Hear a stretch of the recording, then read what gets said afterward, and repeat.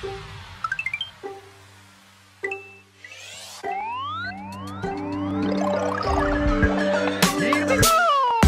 day everybody and welcome to the House of Mario, the South Australian Nintendo podcast that is backed by a 120 Power Star rating. I'm your host Drew Agnew and the doors to episode 237 are open. This week on the show, I'm going to be going over my Bayonetta 3 impressions, and we've got a brand new ghost Pokemon, which is very friendly. He's a little dog, and I love dogs. I don't know how I feel about ghosts, to be honest, especially when they drain your life force. It's very impractical as a Pokemon trainer. I don't know how you do it, but those ghost-type trainers out there, I commend you. I hope everyone's going well, and I hope you've had a fantastic week and a great weekend. I've just come off a great weekend myself. I've actually... Well, my wife and I actually had our first getaway without our son since he was born in 8 months. So it was great to sort of get out. We went to a steakhouse. It was a lot of fun. And we had just a great time. We really did. It was a lot of fun.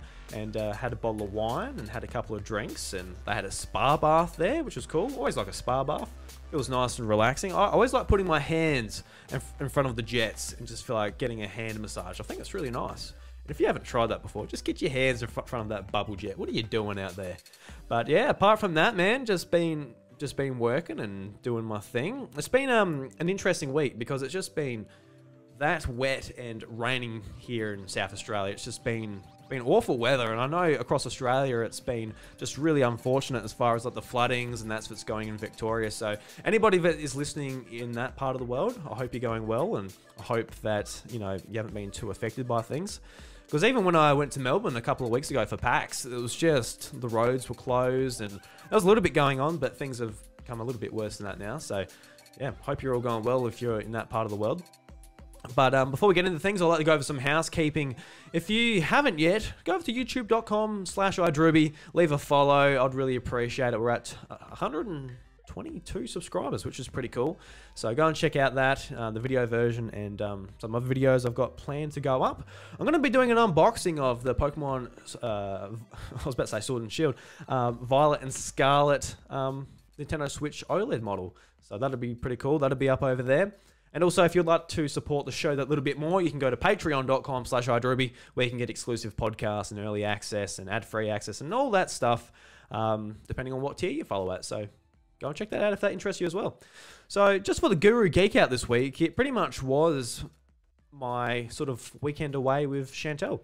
And it was really nice because what we're able to do is just like go out and not have to always be switched on. Because the thing that, I love being a dad. It's really nice, but you're always switched on. You're always making sure you got to know where they are. At the moment, it's pretty simple. He can't walk, but he's starting to crawl. And I've got like the cabinet with the doors where the PlayStation and an Xbox and a Switch are, and it's got like doors and handles. But he's getting to the age where he can stroll up in his walker and just grab the knobs and open the doors. I'm like, oh god, it's happening already. 8 months. So I was expecting maybe a year, 12 months in. But no, he's already trying to claim the PlayStation 5 as his own. So yeah, just like stuff like that. It was really nice just to let go for a night, and being parents, like, all right, it's 12 o'clock. This is way too late for us. This is 2 hours over my bedtime, and even recording this, I'm coming up to 8 o'clock at night on a Sunday, and I'm thinking to myself, goodness gracious, how am I? I'm going to fall asleep in exactly 12 minutes from now. Got an internal body clock to wake up at 6 and also to go to bed at 8. But it is what it is. So yeah, no, it was really nice. We had a nice steak. And usually when I go to this place, this is like the place Chantal and I usually go to that we like really enjoy. If we ever get a chance to go out, this is where we go. And in the past, and this is a story I absolutely love to tell people because, I don't know, it impressed me and it usually impresses people that I tell. But I must have had a day where I didn't take my lunch to work. So I was just absolutely starving. And then we went to this steakhouse and I'm like, I'm so hungry. So I got like, I think they call them Fat Boy chips, and they're really nice. They're like basically fried chips, but they're just like big chunks of potato. So I got like a bowl of those. I got a kilo rump steak, and then I got pudding for dessert. And we actually went out to the cinema after, and I got a family popcorn and a large Coke and Maltesers, and I smashed it all. And I do not know how I did that. And even maybe a couple of months ago, Bryce and I, we went and watched, I think it was, what movie it was? I forgot what movie it was, but, oh, the Dragon Ball movie. Yeah, we went and watched that, and I got the biggest popcorn you could get. And my guts, man, they were just like disagreeing with me. Like, what have you done to us for the couple of days afterwards? And I don't know how I did it back then. It's only, you know, I think the dad bod's kicking in. It's like, no, you can't just eat a family popcorn to yourself, mate. You got to share it with the kids. You can't just eat it all yourself. And it's slowly progressing there. As I get closer to my 30s, you know, now that I've got a son, you know, it's not working for me. I can't gorge myself quite like I used to, but it's not all downhill from there. Hopefully I got a little bit more left in me. I want to consume as much popcorn as possible, because honestly, that is my highlight when I go to the movies. Some of my friends, for example, they might be like, hey, let's go and, you know, watch this particular movie, and I couldn't care less about it.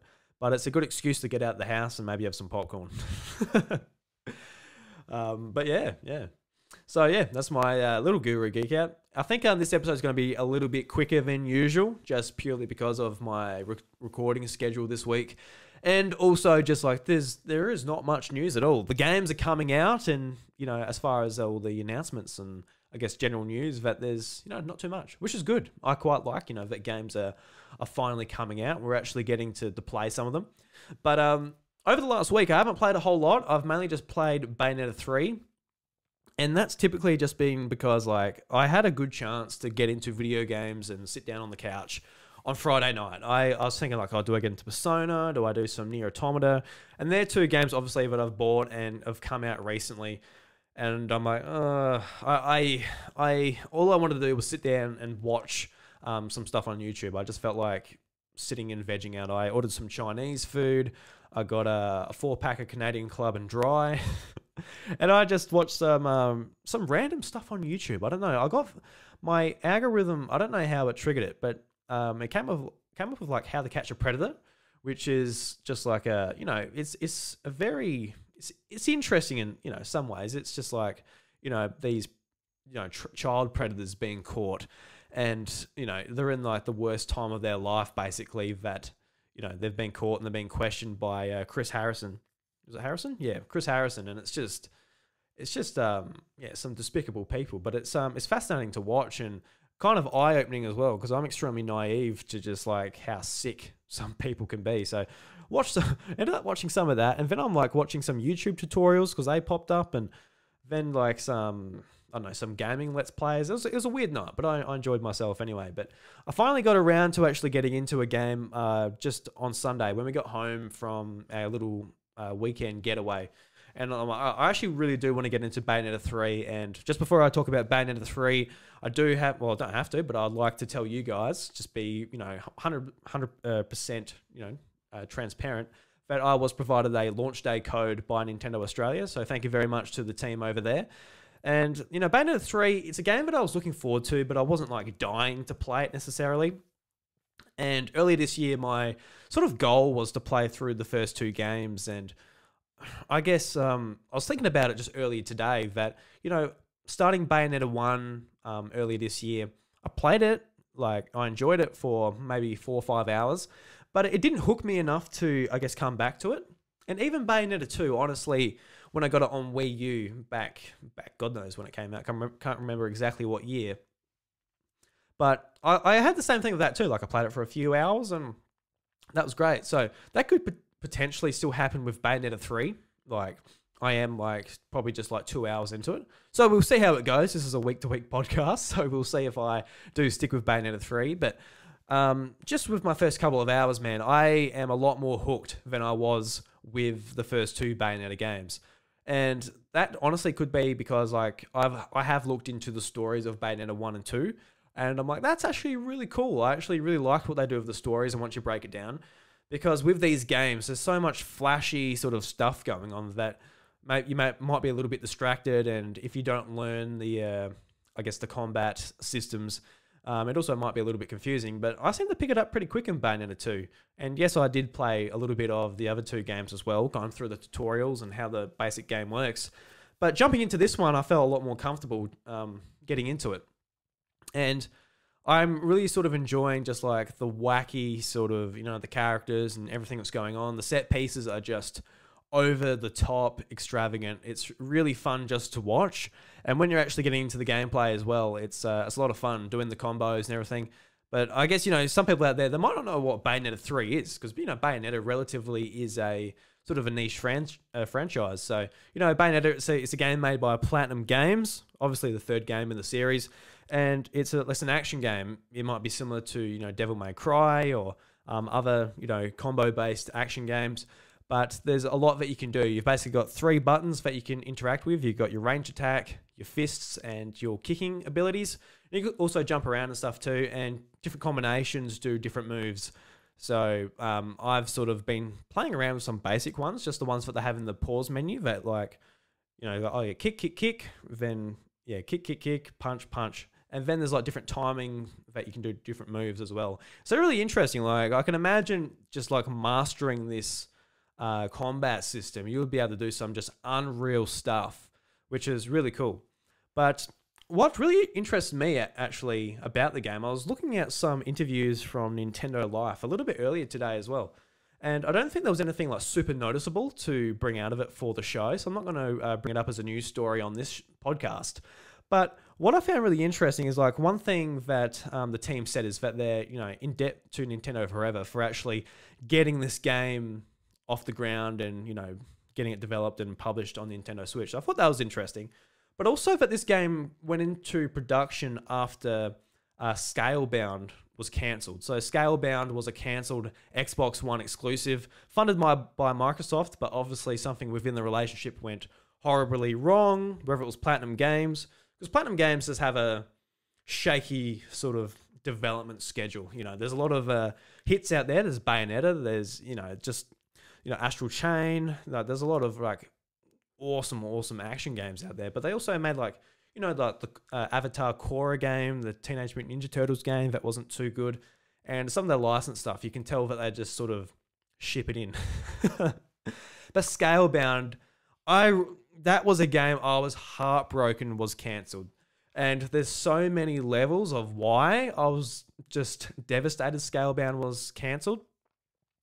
Because when they first announced it at an Xbox press conference at E3, I was all about it. And it was just a cinematic trailer, but it was this cool looking dude, similar to Dante from Devil May Cry, the one that that a lot of people don't like. But, he just had a really cool attitude about him, and just like all the dragons and the combat. I'm like, this game looks awesome. And then later on, I find out that the protagonist's name was Drew. And I've never, ever come across a character in video games called Drew. And I'm like, that is cool. I just felt like it was calling to me. Like, this game is just 100% me. And I was following it, all the updates. I thought the game looked awesome, how you're running around just like this dude with like Beats headphones, this big sword. You got this dragon by your side. I'm like, dude, this is awesome. Heavy metal music. I'm like, man, this game looks awesome. And, I remember seeing the IGN headline being like, Scalebound's been cancelled.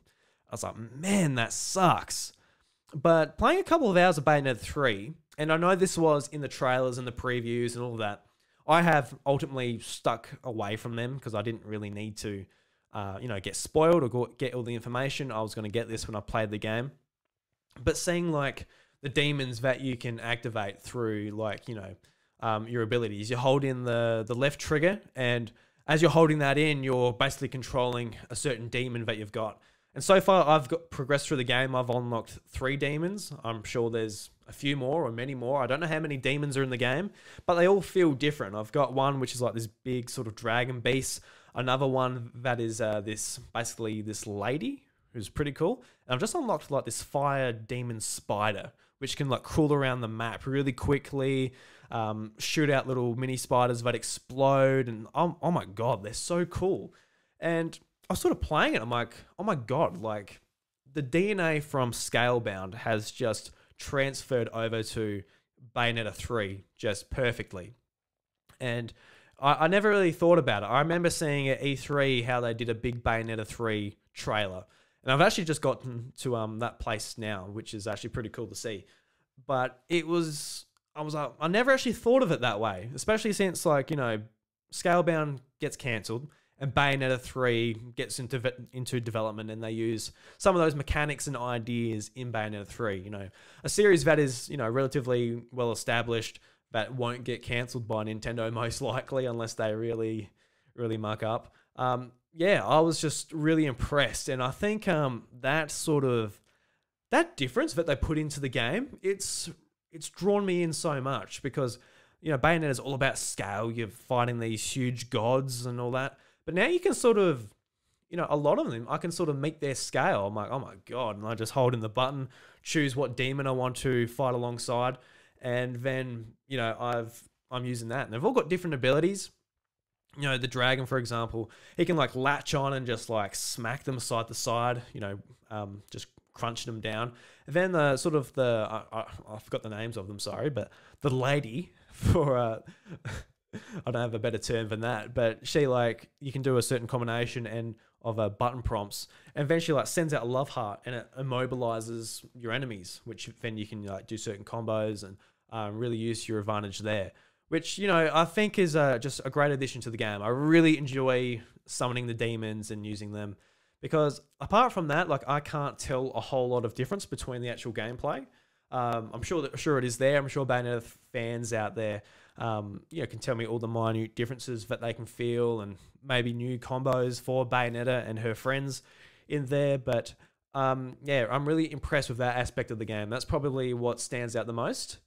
But story-wise, I think also, like, someone like myself, I've dabbled in each game. I have looked up the storylines and what happens in the Bayonetta series. But Bayonetta 3, honestly, if you haven't played any of the other games, I think you can jump into this. You might need a bit of a background to be like, all right, who's this side character? What is actually, you know, what is Bayonetta? Like, she's a witch, like, but apart from that, like, you know, what she's doing. You might have to go and look up some stuff, because Bayonetta 3, there's no, like, previously in Bayonetta or anything like that. But I think you can get there, because ultimately there is, like, a brand new bad guy that you're going to take down. But maybe just a little bit of research into some of the characters and all of that. So yeah, I'm really impressed with Bayonetta 3. I'm gonna keep playing, and honestly, I'm kind of like, I was like, all right, so I've got to record the podcast tonight. Otherwise, it might not happen this week.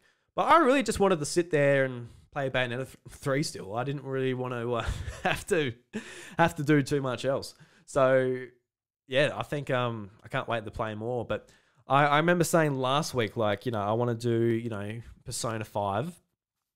And a couple of days went by, and I was thinking to myself, like, if I start Persona 5 and I'm going to drop it, like, in a couple of days because of Bayonetta 3, and Bayonetta 3 is going to be certainly going to be a lot quicker game.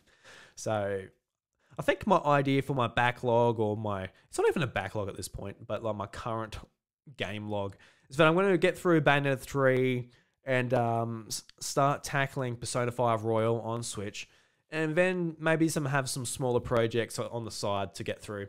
I was playing with my 8-bit Do controller today. I'm like, I really want to play a platform or something with this D-pad. Every time I pick it up, I'm like, I need to be playing like Mario Brothers or going back to some SNES game or something. So yeah, I don't know. I'm just really in the mood to get back and play some Bayonetta 3 and check out some other stuff. I've got plenty on my Switch. I've got the terabyte SD card, and man, that just makes me regret. Well, it doesn't make me regret anything, but it's like, I got a lot of games to play. But it seems like a lot of reviewers have been enjoying Bayonetta 3 as well. It's scored an 88 on Metacritic as far as the average goes across the game reviews.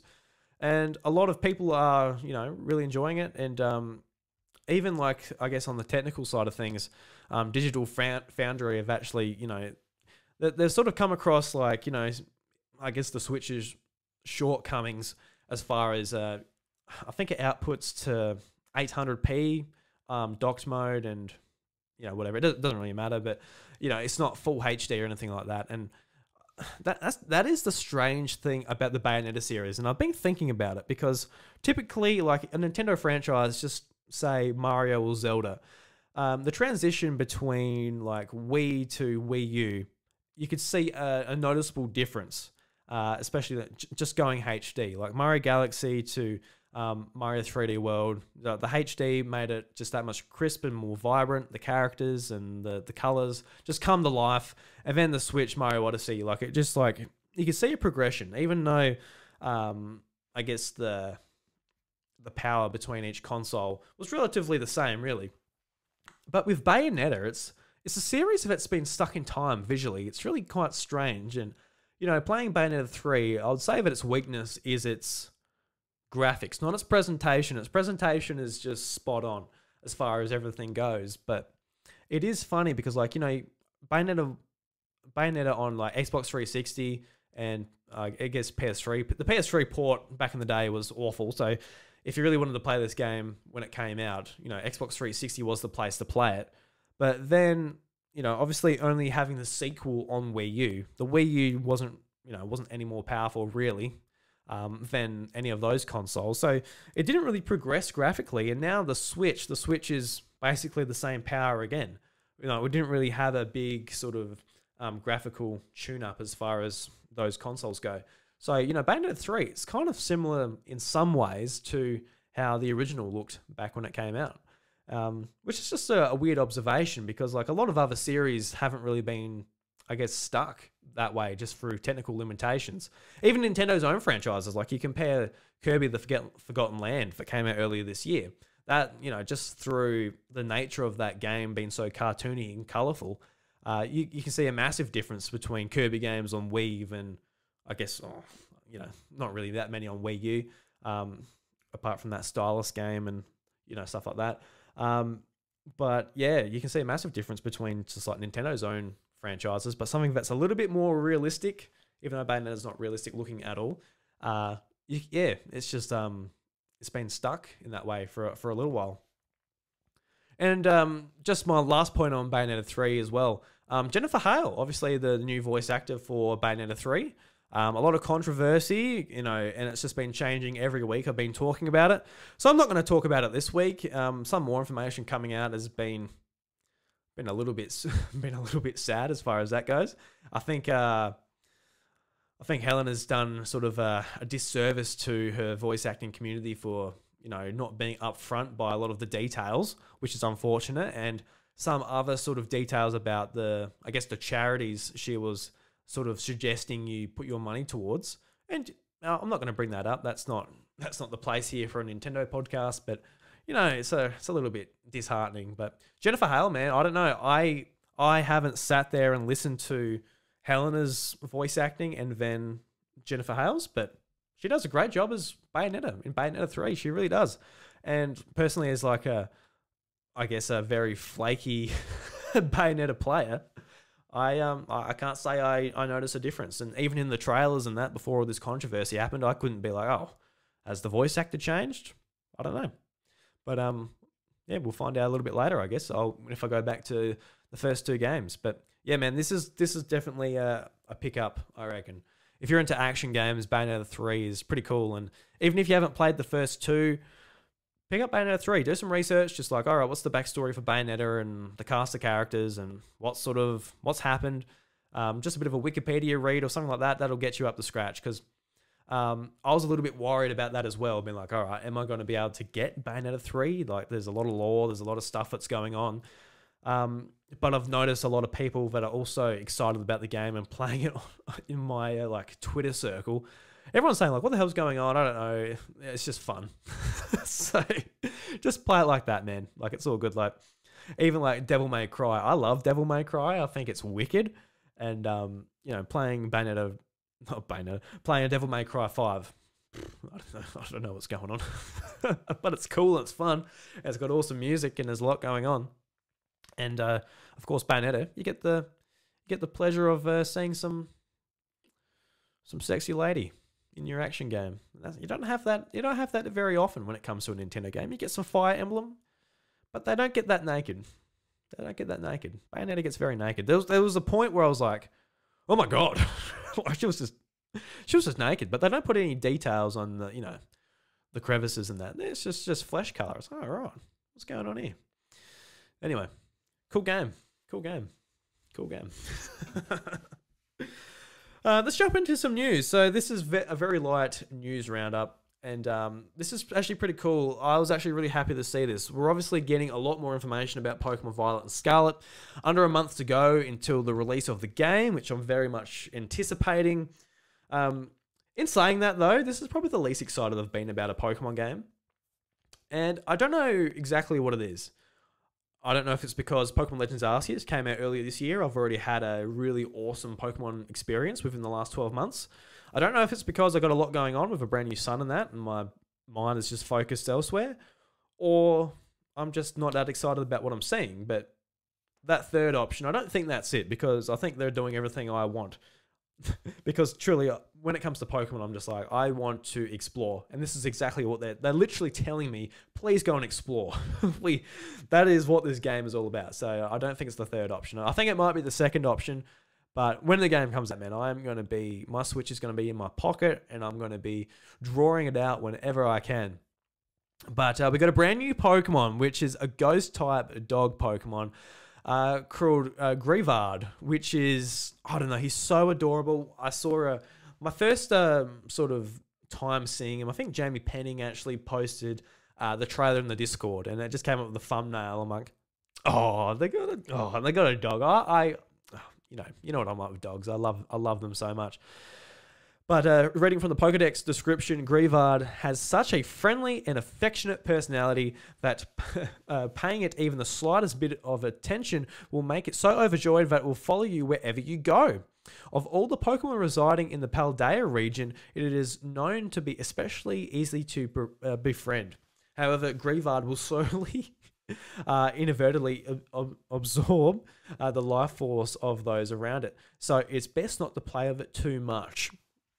And I don't know, this actually bothers me so much. Looking at like the cinematic trailer where they have someone like going around, they see a Gengar, like, oh my god, what's that? And they see like a Whitlick, oh my god, what's that little ghost candle? God, terrifying. Then they see this Pokemon, like, oh look, it's a little Greavard. Oh. And then they slowly like feel like they're dying and they faint. I'm like, that sucks. Because, like you guys, I often imagine myself, what would it be like if Pokemon were real? And if I was in the Paldea region, I'm going to get one of these 100%. And this could be like a middle evolution, and it could evolve into just some monstrous, disgusting, scary Pokemon. Or this could just be like a single evolution, and this could be just what it is. Something similar to like Mimikyu, or another Pokemon, I don't know, Lapras. This could be my Lapras of this generation. So yeah, man, this might be one of my favorite out of the newly released Pokemon. But I actually got a question from my good friend Josh of Nintendvania. And he's got a Pokemon related question that I'm keen to answer. So Josh, fire it away, mate. Hey Drew, it's Josh from Nintendvania. My question this episode is about Pokemon Scarlet and Violet. What are the Pokemon you're looking to have in your 6, and for what reason? Yeah, so this is something that I haven't sat down and planned, because in a brand new playthrough of Pokemon, I never actually want to be like, all right, this is what I'm getting. If there's something that I really like the look of, I'll make sure I get it. And the easy one to start with is like, what start are you picking? Are you picking Sprigatito, Fuecoco, or Quaxly? And for me, it was Fuecoco as far as just like my first impressions. But Quaxly quickly drew on me. So I'm really, really looking forward to getting Quaxly on my team and checking him out that way. And I'm not sure if you have to have one of the legendaries on your team, whether it's Koraidon or Miraidon. Obviously, you ride them around. They're your main sort of vessel of transport, whether it's flying or swimming or running or whatever. So I don't know if I have to have one of them on my team, but just for the sake of this, say you do, I'm going to put Miraidon on my team. I'm a Violet man. I'm going to get my Pokemon Violet. And honestly, I reckon Greavard is going to be on that team as well. Just so adorable. Love dogs. I love the concept. Just hopefully it doesn't drain my life force too much. Then we got Wiglet. I reckon if I come across Wiglet at the right time in my playthrough, I reckon I'm going to pick him up. I reckon it's just so funny. I love that it's based off of a classic Pokemon being Diglett. But he just reminds me of a piece of spaghetti that you want to suck him up. Or he might remind me of a tapeworm, which is something you don't want to suck up because they will live inside your belly and make you feel sick. But yeah, Wiglet. And then we all got Farfarig. How do you pronounce it? Farfarig, I don't know. But I think that's a really cool concept for an evolution of Girafarig. I reckon just the idea of like the tail, like consuming its head, is quite a cool idea. So we'll go for one of them. And looking at some of the other ones, we've got like Quarf, Griffuffy, we got Lechonk, which is it's interesting. I don't know. I think this is going to be like normal Pokemon at the start of your adventure, so it won't be anything too interesting. We got Paldean Wooper, Pawmi. Nah, I don't reckon. Let's go back to some of the older Pokemon that have been confirmed for the game. So I'm interested to see what we got. So we got the Eevee evolutions. I don't know. I mainly want to go for new Pokemon, but we got like Tyranitar in the game. Tyranitar has always been a favorite of mine. We've got Salamence in there as well. Let's not go older Pokemon. I'm looking at the older Pokemon. I don't really see any benefits to doing that. All right, so let's put Smoliv on there, and we'll put Lechonk. Why not? So that's my party. We got Quaxley, which will obviously evolve. We've got Miraidon, which will just absolutely dominate because it's in the Uber tier. We've got Farfarig. We got Greavard, Lechonk, and Smoliv. So yeah, that's my team. Come and beat me. Have I just accounted for type advantages and all that?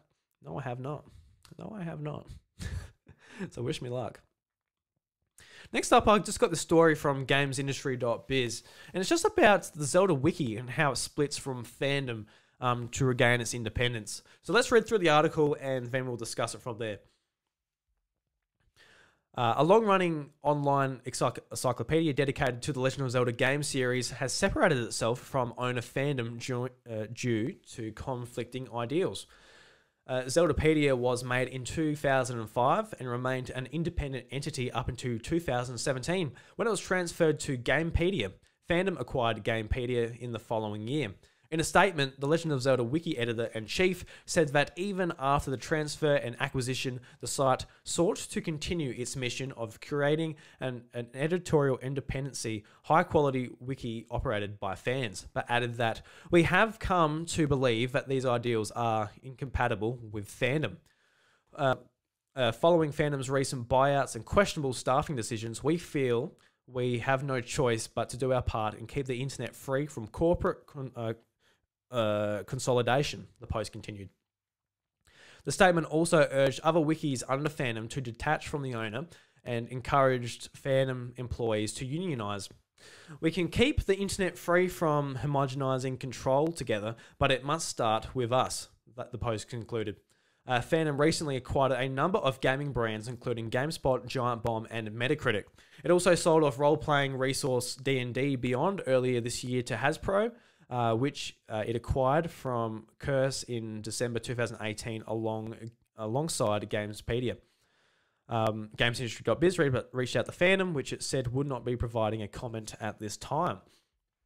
So this is just a little bit of a tidbit as far as like the overarching, I guess, games industry and how, I guess, an outlet that you very may well have come across if you're ever stuck in a Zelda dungeon or anything like that you probably would have come across Zeldapedia. As far as just checking out the characters, the lore, and all of that, it's a great resource to come across. But earlier in the month, or a few weeks ago, I can't remember. Like I keep on saying, time doesn't exist to me at this point in my life.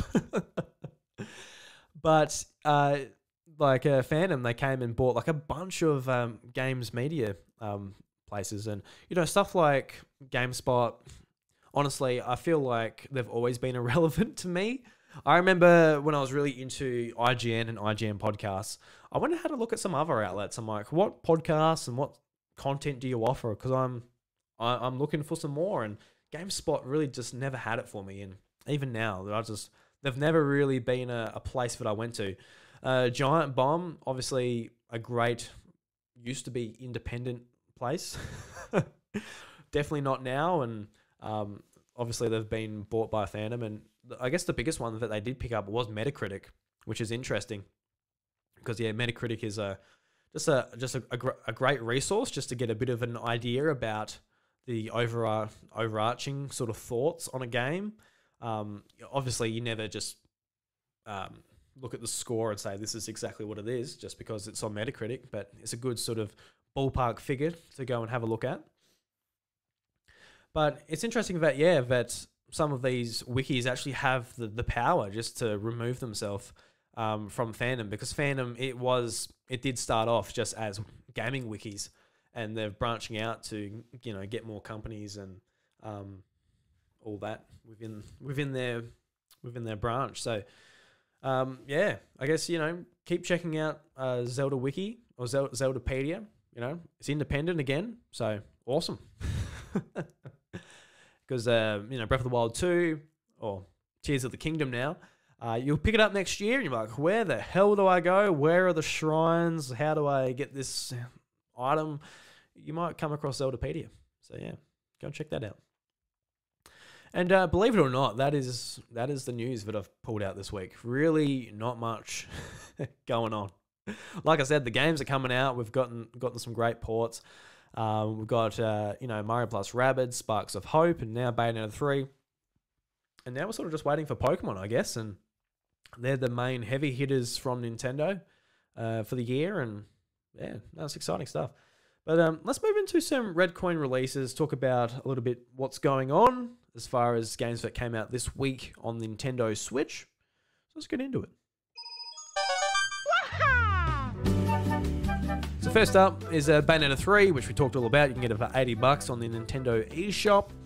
And the description is, the witch is back and more powerful than ever. Bayonetta struts through multiple locations in an all-new, over-the-top climax action game for Nintendo Switch. Sporting a wicked new assemble and somehow familiar pigtails, the titular Umbra witch must face a mysterious evil using her signature guns and time-slowing witch time ability, this time invading man-made bioweapons called homuncula find themselves in Bayonetta's crosshairs. If I pronounced the enemy right, I do not know. Next up, we got Dire Vengeance, and I was actually provided the code for Dire Vengeance. Someone reached out to me and said, would you like to try it? And yeah, I'll report back to you next week, but let's actually read what this game's about. So we got depraved cultists have opened a portal to the Dark Realm, and a demonic invasion has begun.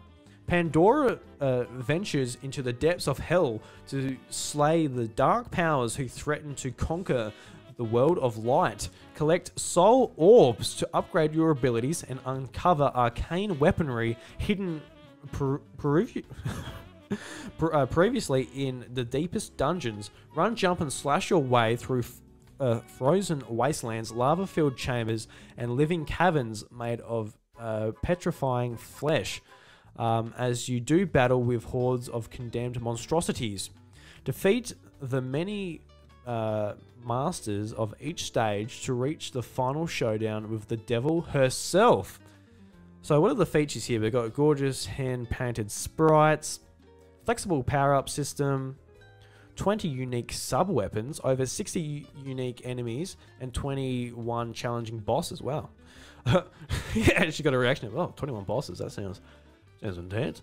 Unlockable bonuses including bestiary in a boss rush mode. Nice. Demonic mechanism. Demonic platforming obstacles that will push your skills to the limit. Oh, right. Sorry, I just zoned out there for a bit. So yeah, it seems to be like a Metroidvania to me. That's what it looked like when I first looked up the screenshots. So I get it for $21 on the Australian eShop. Looks pretty good. Can't wait to actually play it. Got it loaded up, ready to go. And third, and definitely least, we got Horse Club Adventures 2 Hazelwood Stories. And this is $60 on the Australian eShop. I hope it's a quality title. The description reads: saddled up, saddled up and away, ride together with the girls from Horse Club and discover a colourful world full of adventure. Are you ready for more adventures together? It's autumn in Lakeside and Horse Club is waiting for you. Ride off with friends Hannah, Lisa, Sarah, and Sophia, and let them show you the small town of Hazelwood. The loveliest photos are wanted for a contest there. You will find the best photo motives together and on your horses? Question mark?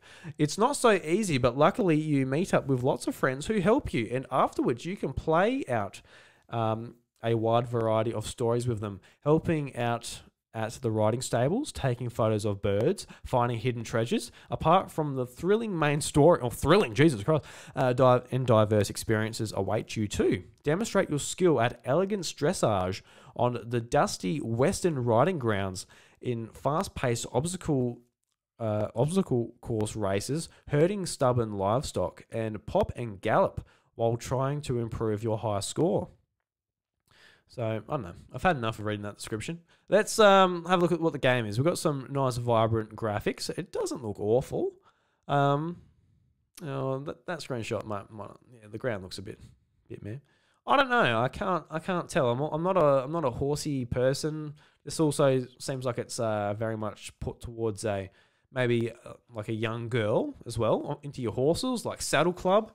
And a little bit biased as well. I don't know, if you watch Saddle Club, if you're someone around my age who lives in Australia, I got no idea about the rest of the world if Saddle Club was in your part of the world. But Saddle Club for me, it was one of those shows when I got home from school, I sat through it and I was waiting for something awesome to come on. Maybe Fairy Odd Parents, maybe Thomas the Tank Engine when I was a bit younger. But Saddle Club really wasn't it. And there would be no way that I would pick up this game for $60 because I don't have a little girl and I am not a little girl, and I've never really been into horses. I think horses are cool. I think like, you Google horses on Google Images and like those things when they're going neigh, but they're caught like with their lips just going nuts and their teeth just like pointing out. I reckon it's hilarious, but we're not going to get any of that in this game. Oh dear. So let's move into Sakurai's phone booth. We've got a couple of questions that I'd like to get into. And I've actually got one I'm really excited from Wacko Jacko. I don't think it's a question. I've got no idea what it is. I made sure that I'm going to react to it on the show itself. So Sakurai, mate, take it away. こんにちは。大乱闘スマッシュブラザーズディレクター空野桜井です。 All right, so the first question is from Luke. Luke, take it away, my friend. Hey Drew, I know you said you were going to play through Persona 5 soon, which will probably take a while, but I wanted to know if you had reconsidered or had any more thoughts on playing Xenoblade 3. So it's my game of the year, and so I think it is incredible. And like, if you play it on easy and kind of mainline it like I did doing minimal side quests, can only take about, a bit over 60 hours. Or if you really get into it, you can like do 150 hours if you do all the side quests and stuff. But yeah, the game is really, really, really good. And I know Bryce was really positive on it. So yeah, just wondering if you had reconsidered playing Xenoblade 3 at all. I don't know. I haven't reconsidered playing it, Luke, but when your question came in and I had to listen to it beforehand, I'm like, man, I really should. And like, Xenoblade Chronicles 3 is definitely one of those games that I really would like to play. It comes down to a time thing. And especially when it comes to these big long games, I've actually got some other games that I'm really, I guess I would prefer to get into those before I do Xenoblade Chronicles 3. And honestly, I was thinking about it, like I wanted to play, Xenoblade Chronicles and Xenoblade Chronicles 2 before getting into 3. Like just build up the world, the lore, my knowledge on the series before I get into the third one. But I think the third one, from what I've been hearing, I think typically you can just jump into it. You don't have the concept of like just everything that's going on. But when it comes to the story of like the two parties, the different sides coming together, and just the conflicts that they have, and the interesting sort of story, how it's set up that the soldiers, they only live 10 years, and how they come to terms with like their own death and all that. It sounds really interesting. I'm actually, listening to certain podcasts and, YouTube content and that about the game over the last couple of months. It's definitely piqued my interest. And like you said, Bryce, he loves this series. It's probably one of his most favorite Nintendo series. And like the basically the idea was, all right, you can handle the coverage for Xenoblade Chronicles 3. And I don't know, he didn't come back. But he finished the game. He really enjoyed it. He, I don't know, how many hours did he take him? I think it might have taken him 60-something hours to get the main story. And I think he sort of went through it as quickly as he could, purely because he didn't want spoilers. I think he came across some questionable story spoilers on YouTube just through thumbnails and stuff. And this is a series he's been playing for a long time, so he didn't want any spoilers. So he got through it nice and quickly. But I think for me, this is what I'm thinking as far as like my lengthy JRPGs go. Like I said, I want to get through Persona 5. That's going to be a long game. That honestly might take me... God knows how long that might take me. It might take me a year. It might take me 2 years. just playing on the side with other things going on. But also, like, Atelier Ryza 3 also comes out early next year, and I'll be playing through that. And then, honestly, Xenoblade Chronicles 3, that might be a title I might pick up after that.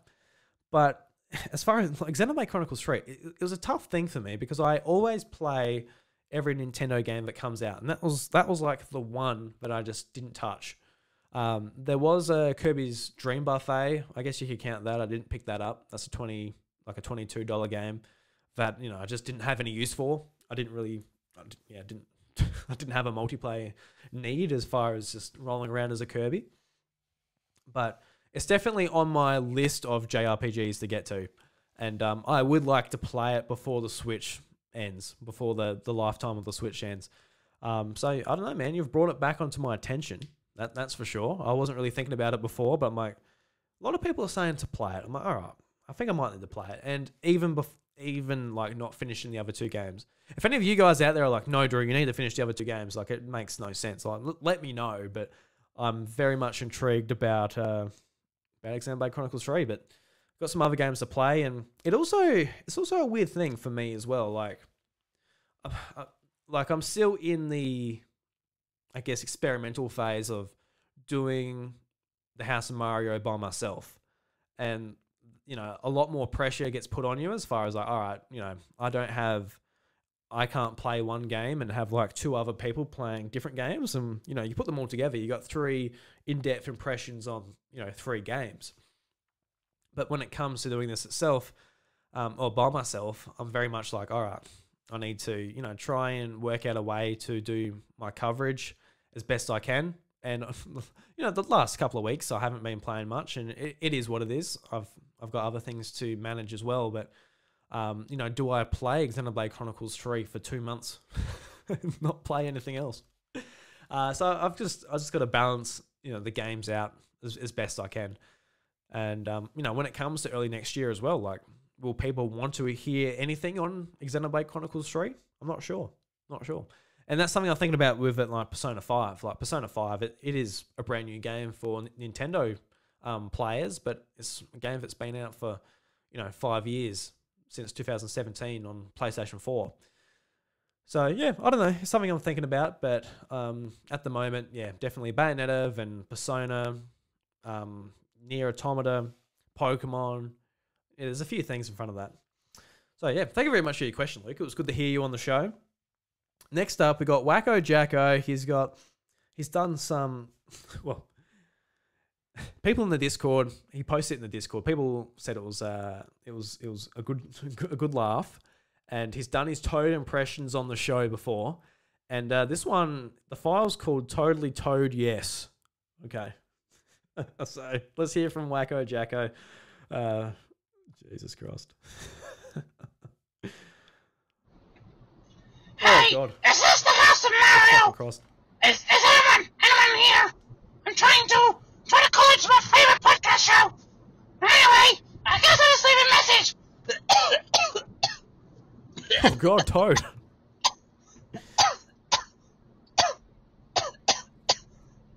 Oh. It's really hard to stay in character when your throat doesn't want to, commit to the bit. Anyway, what do you think of Toad's role is going to be in the movie coming soon? I think I'm going to play a role where I'm going to be giving my other dam tutorial tips he needs to get through the Mushroom Kingdom. Yes, I hope to be a really big celebrity, a great movie star after this movie has been released. Oh, Jesus Christ. Well, I hope you didn't bloody blow up your throat too much there, Wacko Jacko. Thank you. Jesus Christ. So, Toad's question there was, what do you reckon Toad's role is going to be? And I don't know, just from the little bit of footage we saw that, he's basically Mario's Sherpa through the Mushroom Kingdom. I guess Mario in this universe, he doesn't have knowledge of the Mushroom Kingdom. Everything's new to him. He'll see a Goomba, he'll see Bowser, he'll see Princess Peach, he'll see just everything that's going on in that really wacky world. It'll be brand new to him. He's just a human that's fallen into this world, and Toad's like, come with me, come to the Mushroom Kingdom. Hey, that's a good idea. Should I try? What does Toad sound like? So that was Wacko Jacko's impression. What's my Toad impression? Hey everybody, it's me, Toad. Okay. Something like that, I don't know. But I guess Toad is going to be the comedic Sherpa through the Mushroom Kingdom, basically interpreting everything that's in the Mushroom Kingdom to an audience that doesn't know what the hell's going on. Like for us, we have a look around, and even like in the poster for the Mario movie, we can see like, oh, that's an item from Mario Brothers 3. That's an item from Mario Brothers, Super Mario World. We can see all these little Easter eggs, but for a little kid, like, is that looking at a Goomba? They're like, is that a poo? Like, what is that thing? I think Toad will be there, basically like describing, just translating it for your, I guess, brand new audience to the Mushroom Kingdom, which is pretty cool. It's kind of like, you watch like a lot of anime when you're a kid, and you're watching like Yu-Gi-Oh, Pokemon. There's a big battle going on, and you usually have like Brock, like, oh my God, Pikachu's like drawing electricity from the clouds, and there's gonna be a massive thunder shock coming out, and then like he does it, and he's like, oh no. What was the episode of Pokemon where Pikachu was versing a Rhydon, and it's like, go for the horn. It's like, no, you can't go for the horn. You can't use the horn as a conductor. He's a ground type. It's not going to work. But it did. It did. So I think Toad's going to play a role kind of similar to that. So thank you very much for your question there, Wacko Jacko. I'm sorry I couldn't get that up quick enough for you.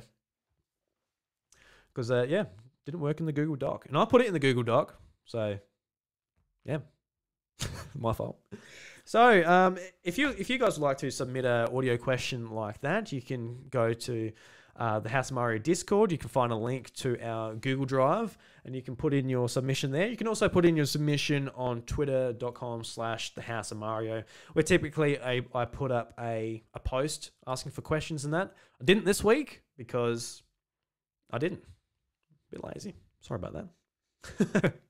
But that brings us to the end of episode 237. I very much appreciate your time and you supporting me and the House of Mario. It really does mean a lot to me that you guys just took the time out of your day, maybe out of your night, maybe you're falling asleep and I'm just playing in your AirPods, just getting rid of the dead silence that echoes throughout your life.